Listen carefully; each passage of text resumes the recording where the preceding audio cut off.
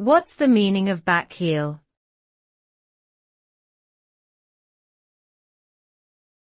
Back heel.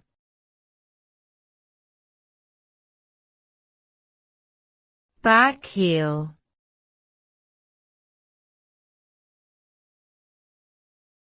Back heel.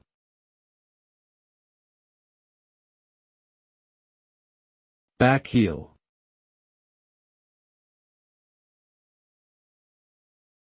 A back heel, also known as a back heel flick or back heel pass, is a technique commonly used in football, soccer, where a player uses the heel of their foot to pass or control the ball.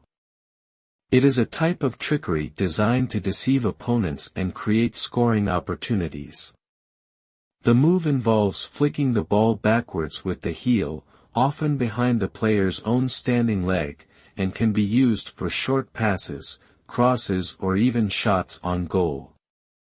Back heels require precise timing, coordination and skill, and are often used by attacking players in tight spaces to create chances or score goals in an unpredictable and creative way.